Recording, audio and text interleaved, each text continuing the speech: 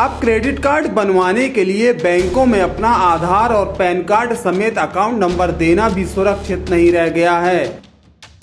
Police ने एक ऐसी युवती को गिरफ्तार किया है जो आउटसोर्सिंग कंपनी के आधार पर स्टेट बैंक ऑफ इंडिया की शाखा में क्रेडिट कार्ड बनवाने का काम करती है और अपने नाबालिग बॉयफ्रेंड के साथ मिलकर कई लोगों को लाखों रुपयों का चूना लगा चुकी है।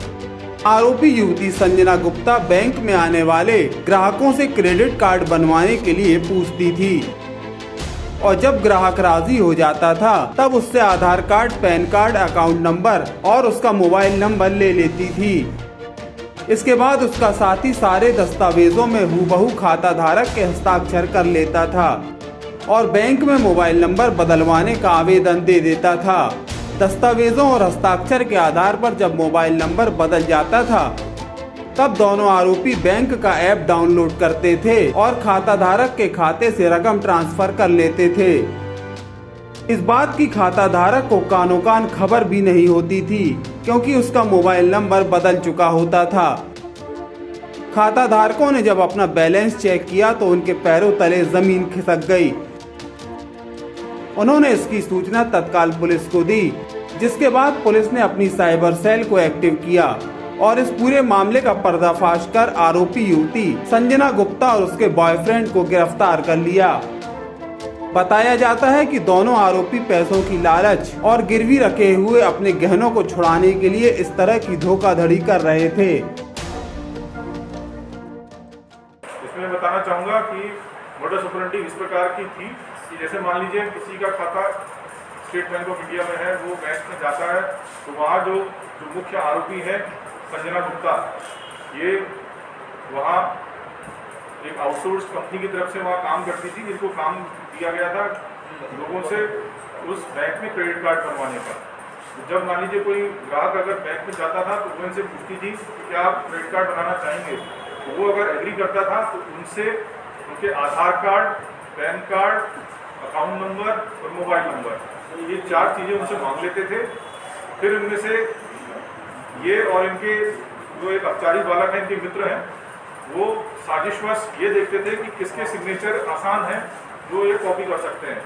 फिर उन भोले वाले जो खाताधारी थे उनकी तरफ से आवेदन लगा के स्वयं खाताधारी बन के ये अपने जो बैंक में जो अकाउंट जो लिंक नंबर रहता है उसको खातेदार बन करके ये डिटेल के माध्यम से उसको चेंज करा देते थे और उस खातेदार को पता भी नहीं था कि ऐसा उसके साथ हो रहा है। तो जब mobile number, link mobile number, Aadhaar card, pan card और अकाउंट नंबर और पूर्व का मोबाइल नंबर के आधार पे जब वो चेंज हो जाता था, वो चेंज जो मोबाइल नंबर था वो इनके अपचारी बालक दोस्त हैं उनका रहता था। फिर ये यूनो ऐप डाउनलोड करते थे और फिर उसके माध्यम से उनके अकाउंट से पैसा निकाल लेते थे। ऐसी इस मोडस ऑपरेंडी के तहत इन्होंने करीबन 8 लोगों के साथ ऐसा किया, जिसमें 5 में FIR हमने दर्ज करी है। इसमें 2 FIR पनागर में है, 2 बरेला में है और 1 सिहोला में है। कुल मिलाकर जो धोखाधड़ी हुई है इसमें 10 से 11 लाख की हुई है और जो संबंधित जो हमारे फरियादी हैं उनको पैसा वापस करने की प्रक्रिया जो है वो चालू है। सर ये क्यों करते थे ऐसा, क्या बताया? पैसे का इनको ऐसा लगता था कि ये इस तरीके से उनको आसानी से पैसा मिल जाएगा। दूसरा, इनका ये भी पता चला है कि इनने कुछ गहने अपने कहीं गिरवी रखे थे तो उसको छुड़ाने के लिए भी ऐसे।